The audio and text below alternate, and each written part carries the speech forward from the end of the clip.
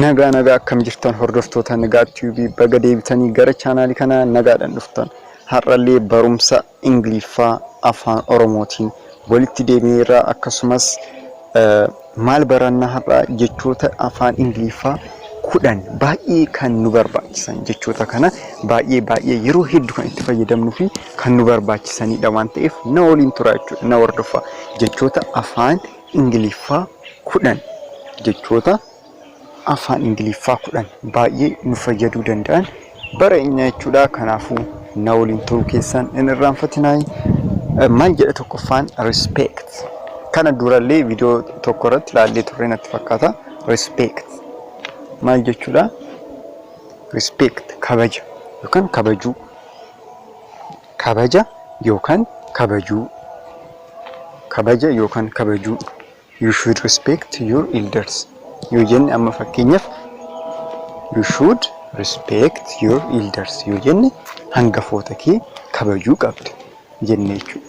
Hangafoota kee kabajuu qabda jenne jechuudha. You should respect your elders yoo jenne hangafoota kee kabajuu qabda jenne jechuudha. Inni kun ammoo maal jedhaa lammaffaani? Still jechuun hatuudhaa miti hanna. Still jechuun hatu yookaan hanna jechuudha. Hatu yookaan hanna jechuudha. He is still my cell phone. He is still my cell phone. Inni mobaayila koo hate.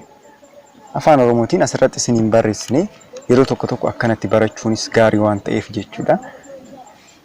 Akkanatti maal akka ta'e understand godhaa deemtan waan ta'eef hubachaa deemtan waan ta'eef. Still jechuun hatu yookaan hanna jechuudha. He is still my cell phone. Mobile ko hate. Jedha jechuudha. Sadaffaan ammoo hire. Jechoota haaraa barattu jechuudha. Beekuu dandeessan garuu chaanaalliin kun wanti isaa tokkoffaan maayinni wanta hin beekne yookaan namoota hin beekne beeksisu waan ta'eef jechuudha. Hire jechuun qacaruu jechuudha. Hire qacaruu. Qacaruu ni beektanii miti? Hire jechuun qacaruu. Our company will hire new workers. Our company will hire new workers. Company keenya hojjettoota haaraa ni qacara. Company keenya hojjettoota haaraa ni qacara. Company keenya hojjettoota haaraa ni qacara. Hire jechuun maalidha? Qacaruu. Akka isiniif galaa jiru abdiin qaba. Inni biraa ammoo maal jedha? Afraffaani deliver.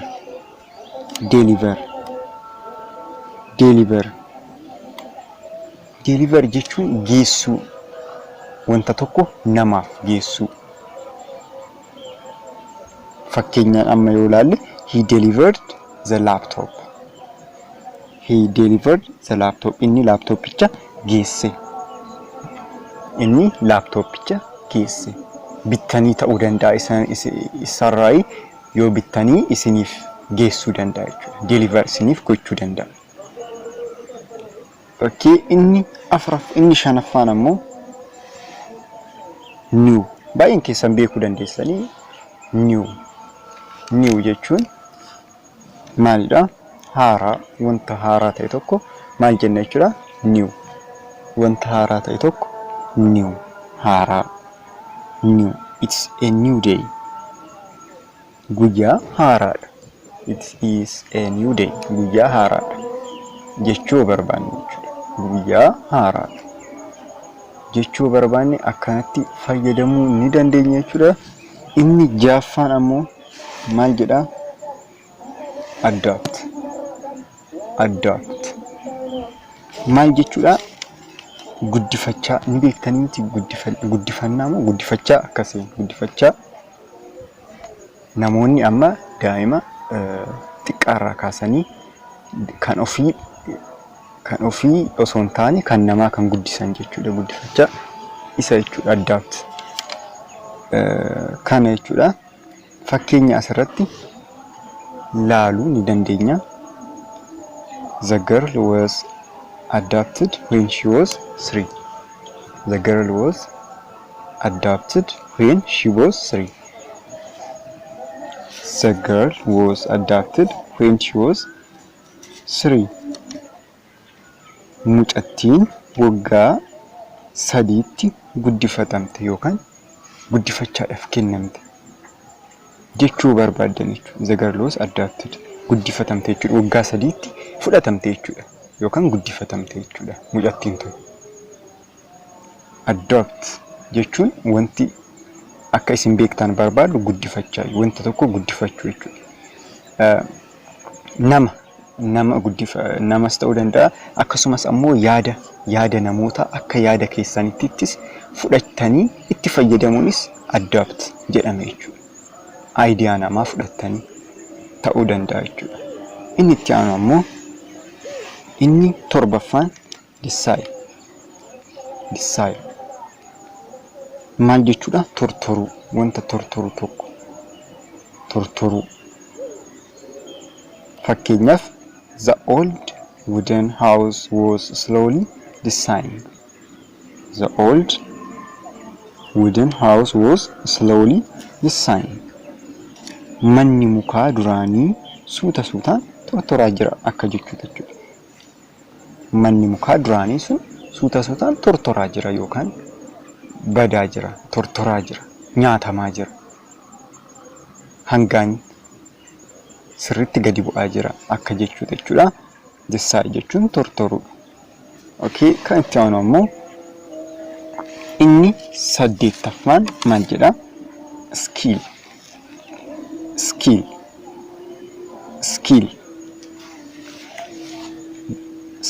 jedha jechuudha.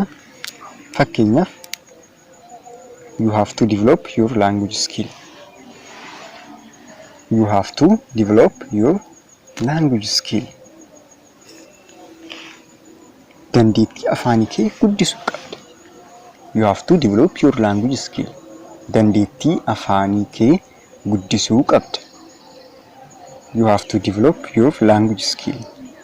Dandeettii afaanii kee guddisuu qabda jedha jechuudha. Inni 9ffaan ammoo habitual jecha kana yeroo kan fayyadamne isinitti fakkaata. Wanta yeroo hundaa guyyuu goonu, yeroo hundaa guyyaadhaan wanta goonu yoo ta'e fayyadamne jechuudha. Habitual action kan jedhaman wantoota yeroo hundaa hojjannu yookaan yeroo hundaa goonu jechuudha. Wantoota baratamaa ta'e. Fakkeenyaaf ganama yeroo hundaa ispoortii kan hojjettan yoo ta'e wanta akkasii fakkeenyaaf ibsuu yoo barbaadan habitual action jettanii ibsuu dandeessan jechuudha. Yeroo hundaa wanta hojjettan yoo ta'e jechuudha. Amma fakkeenyaaf maal jedha? Habitual physical activities beneficial for our health. Habitual physical activity is beneficial for our health. Jedha jechuudha. Maal inni guyyaadhaan sochiin qaamaa nuti hojjennu qaama keenyaaf barbaachisaa yookaan faayidaa guddaa qaba jedha jechuudha. Guyyaadhaan yeroo tokko hojjennee kan dhaabnu nuti habitual action kan jedhaman kunniin habitual kan jennu yeroo hundaa wantoota hojjennu jechuudha. Inni biraa ammoo inni dhumaa fi inni 9ffaan maal jedha? Vital kan jennu waan akkamiiti? Wanta baay'ee nama barbaachisaa ta'e jechuudha. Wanta jiruu keenyaaf essential ta'e sirriitti kan nu barbaachisu jechuudha. Vital jechuu dandeenya. Baay'ee barbaachisaa kan ta'e, extremely important and necessary things. Isaan akkana jechuu dandeenya jechuudha. Sirriitti wanta nu fayyadan vital. Fakkeenyaaf amma asirratti the heart is a vital organ. The heart is a vital organ. Onneen keenya qaama sirriitti nu barbaachisuudha waan ta'eef jechuudha. Onneen keenya qaama sirriitti nu barbaachisu waan ta'eef. Onnee malee jiraachuu ni dandeenya? Hin dandeenyu. Kanaafuu sirriitti waan nu barbaachisu jechuudha. Kanuma jechuudha. Viidiyoon keenyarraa akka irraa fayyadamtan abdiin qaba. Ammaaf bakkuma artanitti nagaa ta'a. Warri subscribe godhaa, video like gochaa baay'ee bakkuma artanitti nagaa ta'a. Baay'een isin jaalladha. Baay'ee